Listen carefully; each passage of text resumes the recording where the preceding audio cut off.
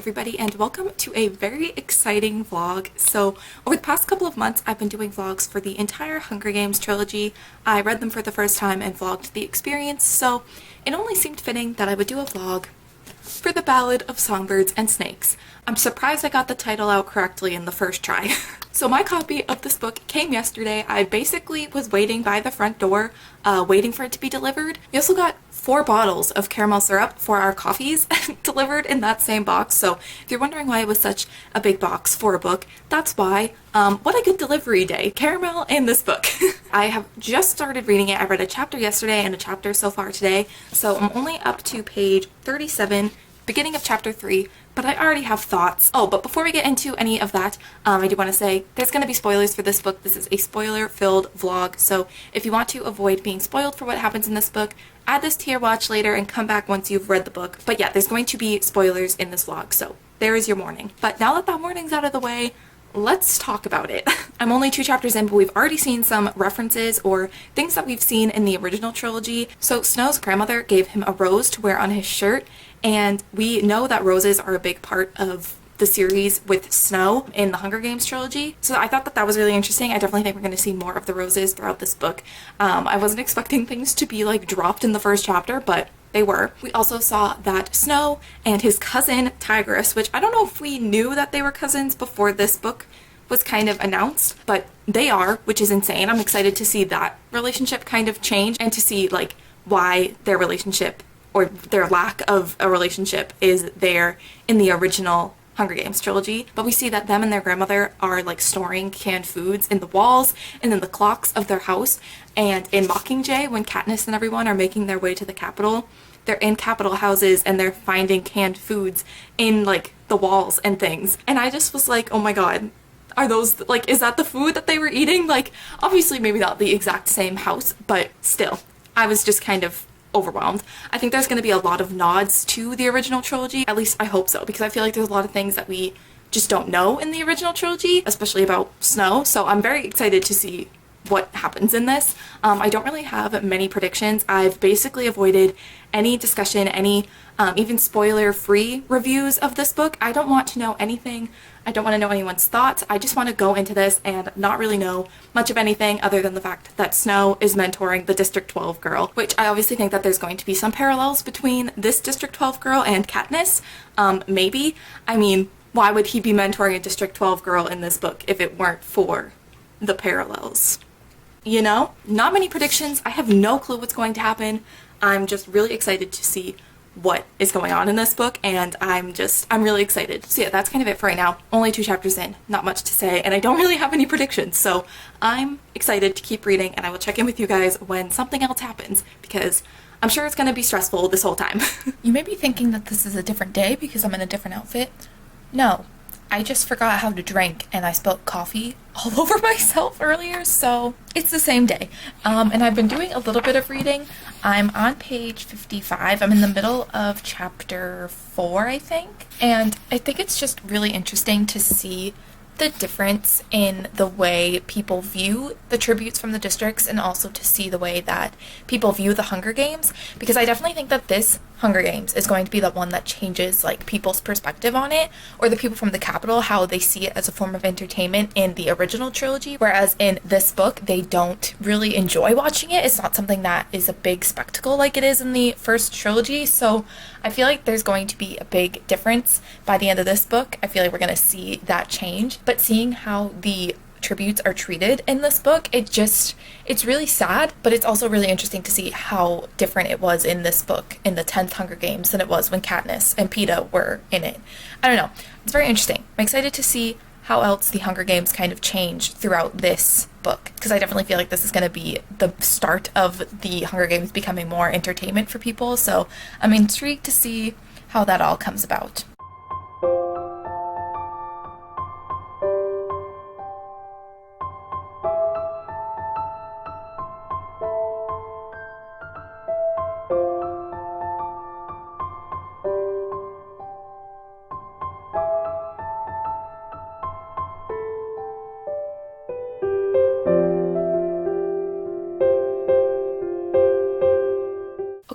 Excuse the appearance, We're not here to talk about what I look like. We're here to talk about the Ballad of Songbirds and Snakes. The more I say it, the more I say it correctly, and I get more impressed with myself. Anyway, so I don't know when I last updated you guys. I'm now on chapter 10, page 139, and do I have some thoughts? Obviously, I am kind of going through this a bit slow, and I don't think it's the book. I think that it's just me. I've been kind of struggling to read a bit this past month, 2 months. With everything going on, it's been kind of hard to actually focus on reading, so I don't think it's the book, but this book is making me angry. Not because I'm not liking it, but because of how annoying Snow is. And I'm not even going to try to say his first name because I still don't know how to say it. Mainly what I've gotten out of the first 100 or so pages is that I don't see how people who were concerned that he was going to be for us to be sympathetic with him, that's not the case. That's not happening. He's actually the worst even then. I think the only times that he could be perceived as kind is when it just appears like he's doing something kind, but you're inside his head, so you know what he's thinking. The way that he views other people, not even just people in the districts, but other people in the capital, is so messed up and so annoying to see because he thinks he's so superior to them when he's really not. I filmed my reaction to, I keep wanting to call her Arachnid. Her name's Arachne, I don't know. But she was killed by her tribute because she was teasing her with a sandwich, and they were all the tributes were starving, so she got annoyed and killed her mentor. Dang. But when she was killed, he went over to her and tried to, what appeared to be he was trying to help her and to comfort her, but on the inside he was just worried about what it looked like he was doing to everybody else. And when he was seeing the footage, he was just worried what he looked like at her funeral. He was thinking about how much he didn't like her. It's just so weird the way he thinks about other people, the way he views the other tributes other than his own. There's definitely moments where you could feel potentially maybe some sympathy with him, but the more he continues to just breathe, he breathes and it annoys me. So I don't think you're supposed to feel sympathetic towards him. Obviously, sad things happen to him, but that doesn't mean that he's a good person. For example, on page 105, after Arachne, whatever, was killed, he was talking about how he was going back to school, and he said, being a hero at home has its limitations. He needed a larger audience. Someone has died. Also, just the way that they view Arachnid's death versus how they view the tribute's death, who are just the same age. They're all children or teenagers, and the way that they view a capital death versus how they view someone from the district's death is just so messed up. They're so different, and it's insane to see. So I'm getting frustrated because of how awful these people are, and because we're in President Snow's perspective, that I don't know if that's why it's taking me a while, because it just I end up getting annoyed with him, and it's awful kind of being in his perspective. But it's also interesting to be in someone who's so messed up, to be in their perspective. Just the way that they view people and the way that they view capital people versus people from the districts, how Arachne died, but also how her tribute also was killed because of her killing Arachnid. They both were killed. So when they get the sheet with all of the lists of tributes and all of their mentors, when all the mentors are together, they cross off the district girl's name, but they don't cross off Arachne's name because that seems disrespectful. And it's but it's fine when you do it with the district girl's name. It's so frustrating because these people are awful. But I think it's supposed to be. I think I'm supposed to be this annoyed. At least I hope so. So this has been insanely frustrating so far, but I think it's supposed to be. I'm very interested to see what ends up happening, especially because the Hunger Games in this book are so different from when they are happening in the Hunger Games trilogy. We see a lot of the things that are happening in the Hunger Games starting to be developed and thought of in this book, which is also scary. But I just think it's interesting in the most messed up way. So I'm very intrigued to see where this goes. But I will probably do some reading today, I hope, and I will check in with you guys soon with any more updates. Probably will continue to be annoyed with Snow along the way. It is Thursday. I'm here with another update. I am now on page 351, so I'm up to chapter 23. I think I have 160 or something pages left, so we're getting there, folks. We're getting there. I think I already kind of talked about this, but I know some people were worried that Suzanne Collins was going to try to make Snow likable. Not likable, but like you were going to sympathize with him. That is definitely not the case, or if she is, she's doing a really bad job. So I have a bit of a list of things Snow has done or said since I last updated that just aren't great. So on page 169, they're doing the interviews with the mentors and the tributes. Coriolanus, I still don't know how to say his name, Snow, and Lucy Gray, who's the tribute from District 12, end up having a matching like hot pink rosebud. So they're wearing matching things, and he goes, just in case anyone needs a reminder of who Lucy Gray belonged to. She don't belong to you, sir. And then he ends up getting jealous because she was talking about somebody else from District 12. And then also they kissed before she went into the arena. He's just gross. Being in his perspective is just, it's so hard to read because you see him acting one way to other people and then you see his thoughts and he's just so awful. Like, I don't know, all the people from the Capitol are just so self-absorbed. Like, they're literally watching a competition where people are fighting to stay alive and having to kill people, and they still are complaining about such weird things. Not to say that bad things aren't happening to Snow, because he definitely hasn't had easy things happen to him. Like, he lost both of his parents, they may be losing their house, or I think they are losing their house. Like, it's not to say that Snow hasn't struggled, and I'm not going to say that just because somebody else is struggling, that means he can't struggle as well. But it's just like, you would think that people would just be more self-aware, or like compassionate with other people, especially when you're struggling yourself. It just seems so weird, and it's just so hard to read about people so self-obsessed with their own problems. And like when they find out that they're losing the apartment that they live in, he ends up going to the school to watch the Hunger Games happen, and he wanted to tell them to shut up because some people had real problems. And it's like, yes, losing your house is definitely a real problem, but it's like you're also watching people fight to stay alive on a screen right now. Like, it all seems so backwards, and it's very hard to read. And I think that's part of the reason why it's taking me so long to get through, because it's so hard to read about Snow and be in his perspective because of the way that he thinks about things. But where I'm at now, he is now in District 12 because he became a peacekeeper. They ended up essentially finding out that he was kind of cheating in the Hunger Games, and he ended up getting sent to be a peacekeeper, and he decided to go to District 12 because that's where Lucy Gray is. So I'm very interested to see if there's any connections to the original trilogy with him being in District 12. I think it would be interesting to see if there's any parallels. But yeah, I don't know. I'm kind of struggling to read this, I think, just because it's so hard to be in his mind because he's so awful, and just to be like surrounded by all these Capitol people who are so self-obsessed and just so unaware of what is actually happening. But what I ended up doing was I downloaded the audiobook because I'm also just having trouble focusing on anything for more than 2 minutes. So I downloaded the audiobook so that I could listen while I physically read it, and that's helping me stay focused. So like I said, I only have like 160 pages left, so I definitely think I could finish that today. So we'll see. I'm not really sure how I'm feeling about it yet, because I definitely think I'm feeling frustrated and feeling upset and angry, and I think that that was the intent. I think I'm supposed to be feeling those things. I just don't know if I'm liking it, if it's good. I know I'm feeling the things I'm supposed to be feeling. I just don't know how I feel about it. So I'm interested to see how I feel about it when I finish the book, but I'm going to try and finish today, and I will check in with you guys once that has happened. It's been like 3 minutes, but I'm back because I wanted to read this quote. It says,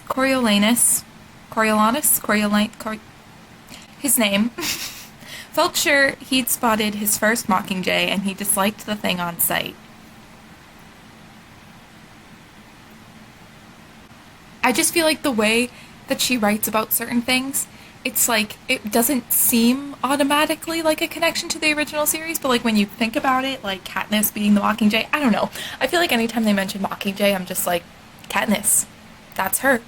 But that is one thing that I've actually really enjoyed about this book, is the references to the original trilogy, because they don't feel like in your face about it. I feel like it's a lot of subtle references or things that we just originally saw in that trilogy and now they're being referenced again. I just like that it's a bit more subtle and nothing like too in your face, like this is a reference to the original trilogy. It's a lot more subtle, and I really like that. But now I'm gonna go back to reading because I've only read 2 pages, so that's it. Lucy Gray is singing the Hanging Tree song. It's so sad when I'm like, I want her to be okay, but I feel like in order for Snow to be the way that he is, something has to happen to her. I don't know. I have no idea what's going to happen by the end of this book. I really have no idea. Okay, so I have finished The Ballad of Songbirds and Snakes. It is now Friday, and I kind of just wanted to talk through all my thoughts and feelings on this book because I have a lot of them. I actually ended up taking notes in my Stranger Things notebook over here. I actually prepared for one, so imagine that. So the first couple things I want to talk about are more general thoughts and feelings, and then I'll get into what I liked and what I didn't like. So for the kind of general thoughts, I kind of just want to talk about how this book made me feel. So I think the people who are worried about Suzanne Collins trying to make us sympathize with Snow, I don't think that they had anything to worry about because I don't think that that's what she was trying to do. Being in his mindset, you know kind of what he's thinking and also the way he acts all the time, you see it. So I don't think there was really any way for us to sympathize with him, which I think was good, but I also did feel very kind of uncomfortable, angry, frustrated, upset, all of those things reading this book, which I think was the goal. I think the goal was to make us feel those things because it is a villain origin story and Snow is not a good person. So I think we were supposed to feel those things. So for that reason, I think Suzanne Collins did this well because I did feel the way I was supposed to be feeling, but I can't say that I necessarily enjoyed feeling that way. And obviously I'm not Suzanne Collins, so I can't say that that's what she was trying to do, but it is a villain origin story and I think we were intended to feel kind of uncomfortable and upset and angry, and I definitely think she was successful. Another thing that I just kind of feel neutral on is the romance.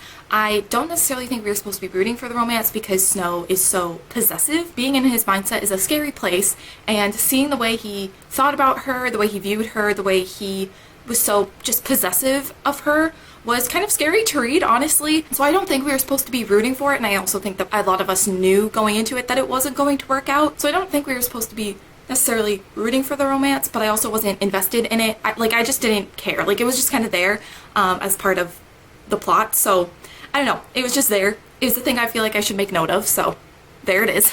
But now I'm going to talk about the things that I liked. So the first thing that I think was probably my favorite thing throughout this whole book was learning more about the Hunger Games and seeing how they kind of developed into what we see in the original trilogy. So in this book, this is the 10th Hunger Games, and when we see Katniss and Peeta, I think that's like the 74th or 5th or something like that. So it definitely was interesting to see kind of all of the things from the Hunger Games that we see in the original trilogy actually be thought of in this book, because another thing that I thought was scary was the fact that Snow thought of so many of the ideas for the Hunger Games, and it turned out that his father was sort of the reason the Hunger Games happened in the first place, because there was a project for school and Dean Highbottom, is that his name?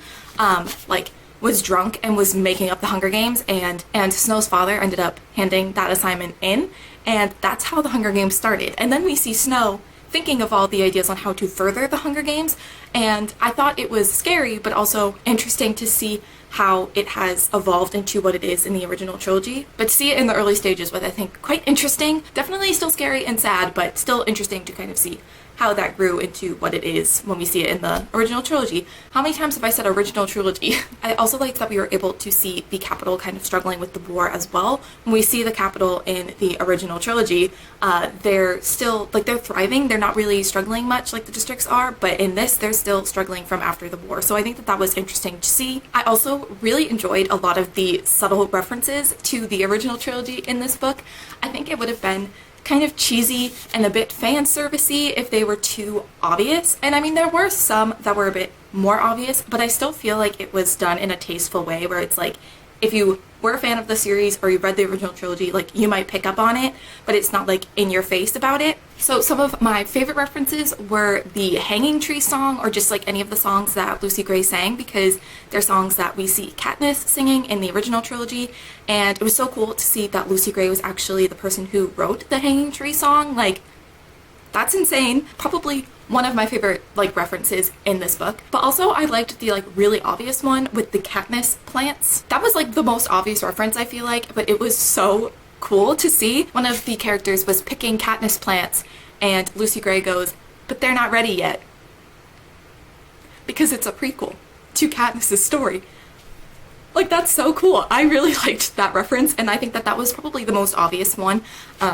Sorry, my cat is laying down on the floor right now, and it's just so cute. Anyway, but I think a lot of the other references were more subtle, and there were probably things that I missed because I've only read the series for one time for the first time recently, so I'm sure there's a lot of things that I didn't notice, but having just read the trilogy, there were things that I was like, oh, that's in the original. That's really cool. So I really liked that. I also enjoyed some of these characters. I really liked seeing Tigress.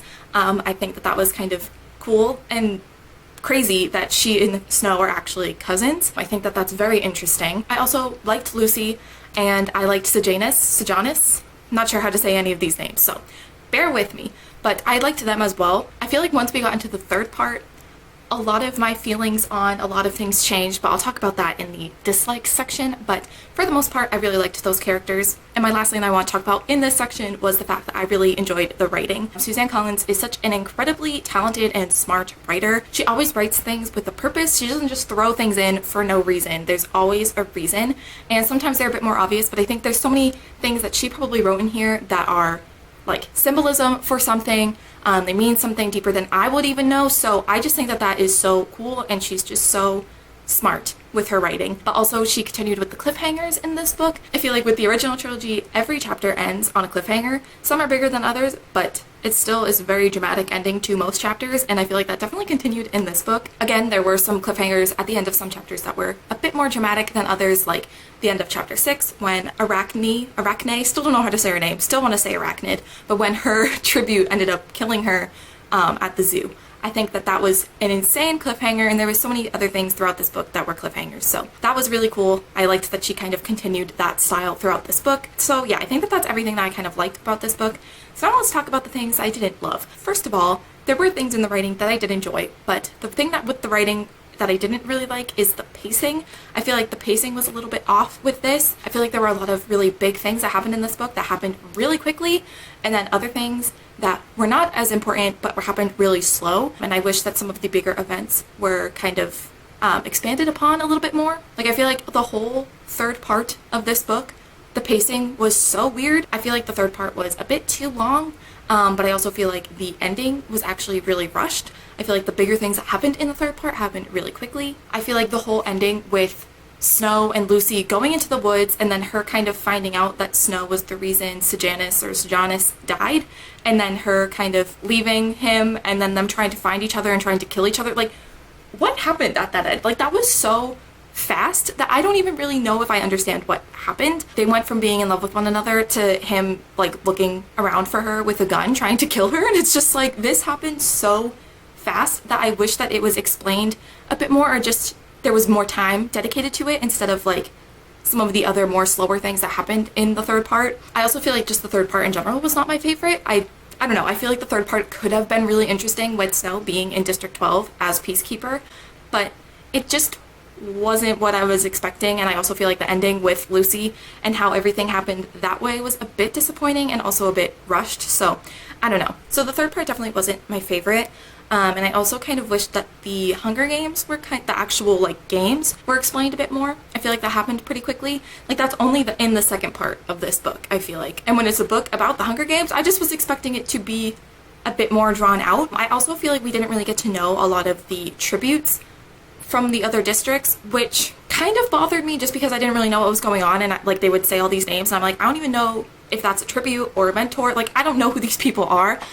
Which was kind of confusing, but I also think that that might have been what Suzanne Collins was trying to do, having us not really know who the tributes are and getting them all kind of mixed together and not really paying that much attention or not really understanding who they are, I think would kind of be the mindset that a capital person would be in. Like the capital people probably don't care that much about the individual people and just kind of see them as below them and inferior, so they wouldn't be so invested. So I don't know if she was trying to make us feel like we were in his perspective, that we didn't really care about the other people, but I don't know, I kind of wish that we saw more of the Hunger Games, or it was just better explained. I don't know. Personal preference there. I also thought that because we knew that Tigress and Snow were cousins, I thought that we might have been able to see maybe the falling out between them. I know within this timeline of this book, it probably wouldn't make sense to see the fallout, but I just wonder if maybe there could have been like time jumps at the end of this book or like throughout this book to see different parts of his life, because I think that that would have been really interesting. And that's the only way that I think I could see there being like a sequel to this. I know a lot of people think that there might be a sequel to this, and that's the only way I could really see that happening, is to do like kind of a time jump and see maybe his falling out with Tigress or something. I'm not really sure. I kind of wish we had seen that, but I guess it didn't really necessarily work within this timeline, so I don't know. That would have just been nice to, I think, see, or not nice, but kind of cool to see that explained a bit, because we go from them being cousins and loving each other and caring about each other to, in the Hunger Games, she's like wanting him to die. So it's just like, how did we get from point A to point B? And I think just overall, I wasn't super invested in this story.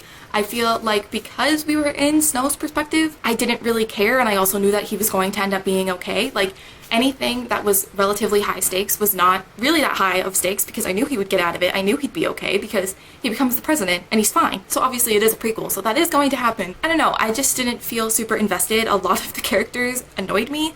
A lot of the Capitol people who were kind of entitled really bothered me, and Snow was definitely one of them. So I don't know, I didn't feel very like emotionally invested in this story, and I honestly just felt kind of drained after reading this. So I ended up giving it a 3.5 stars. I mean, it was fine. I think just overall, I'm glad I read it. It wasn't bad. I definitely think the writing was good. There were things I liked about it, but it also wasn't the best thing that I've ever read. And I think compared to the original trilogy, it's just like, it's just kind of there. Like, there definitely were things that I enjoyed, but there also were things that I didn't love, and I also just kind of felt meh reading this whole thing. Like, it just was kind of like, it exists. It's a thing that I read. I'm happy I read it, but also like, I'm not extremely like impacted like I thought it was going to be. So yeah, a 3.5 stars I think makes sense. I know a lot of people are giving it like 5-star ratings. A lot of people are giving it like 1 or 2-star ratings. I could see why people feel extreme one way or the other, and I think that's why I'm sort of in the middle, because I kind of agree with both people on both sides. So yeah, I feel like if you're like a hardcore Hunger Games stan, you probably would enjoy this. I mean, I know some people aren't, but I feel like being able to learn more about this world and Hunger Games and the Capitol and everything would be very, very interesting for a lot of people. It was interesting for me, but I think some of the plot and the characters and things that happened might not be everybody's cup of tea. So I don't know, it was fine, it's there. Happy I read it. Will I ever reread it? I don't know, probably not. But like I said, I'm happy I read it. It was an experience, definitely. Let me know down below what you thought of The Ballad of Songbirds and Snakes, because I feel like there's such a mixed bag of reviews, so I definitely want to know what you think about it. Let me know if you agree with me, let me know if you disagree. Let's talk about this book in the comments without spoilers. Be careful of spoiling people who might be looking at the comments. If you're gonna say spoilers, put spoilers at like the top of your comments. But yeah, I think that is going to be it for this vlog. This is actually my final Hunger Games vlog for real this time, because the original trilogy, I read it, I vlogged it, and this book happened, and now it's done. But yeah, I will have my vlogs for the original trilogy linked down below if you want to check them out. But thank you guys for watching this video, watching those videos, kind of watching me on my journey of being a Hunger Games stan. But yeah, I think that is going to complete this video. So thank you guys so much for watching, and I will see you in the next one.